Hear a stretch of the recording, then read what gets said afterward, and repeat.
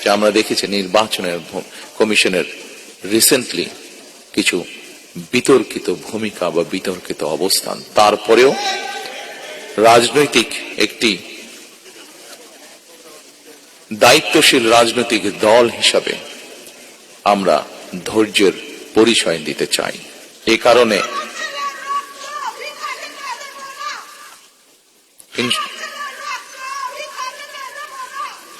ইনশাল্লাহ মা, ইনশাল্লাহ আমরা আপনার সাথে আছি। ফ্যাসিবাদী আমলের নির্যাতনের শিকার আমার সামনে বসা হাজারো প্রিয় মুখ, আপনাদের আত্মত্যাগ, আপনাদের বুক ভরা কষ্ট, আমরা যারা আজ পেছনে রয়ে গিয়েছি, আমরা আমাদের সর্বশক্তি দিয়ে চেষ্টা করব যাতে এটি বৃথা না যায় ইনশাআল্লাহ।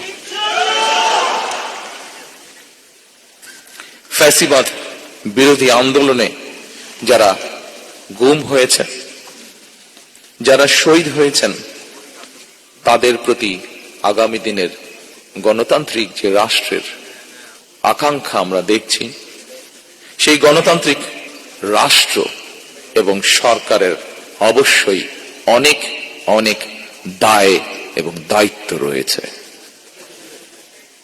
রাষ্ট্র কখনোই আপনাদেরকে ভুলে যেতে পারে না। সকল শহীদদের আত্মত্যাগকে জনমনে স্মরণীয় করে রাখতে আগামী দিনে বিএনপি কিছু পরিকল্পনা গ্রহণ করেছে।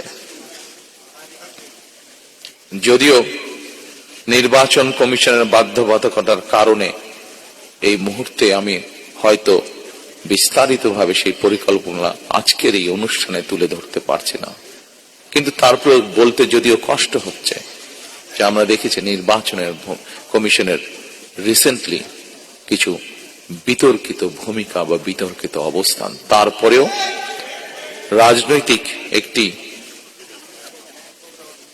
দায়িত্বশীল রাজনৈতিক দল হিসাবে আমরা ধৈর্যের পরিচয় দিতে চাই।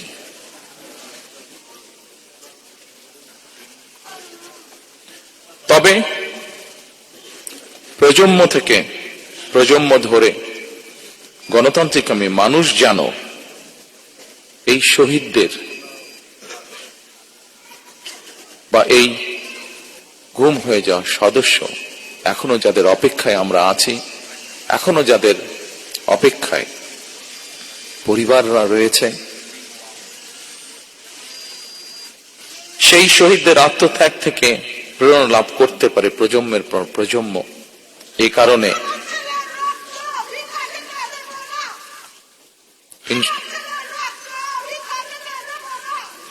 ইনশাল্লাহ মা, ইনশাল্লাহ আমরা আপনার সাথে আছি, আমরা আপনার সাথে আছি মা। এ কারণেই যা আজ থেকে এক যুগেরও বেশি সময় আগে আমি বলেছিলাম, আজ আবারও এই স্বজনহারা মানুষগুলোর সামনে আমি তুলে ধরতে চাই। সেটি হলো ইনশাল্লাহ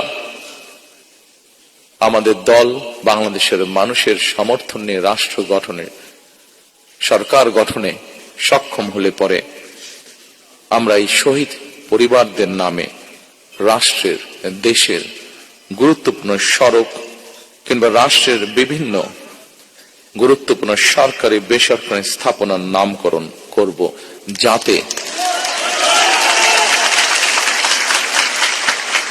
যাতে প্রজন্মের পর প্রজন্ম এই শহীদদেরকে গৌরবের সাথে স্মরণ রাখতে পারে।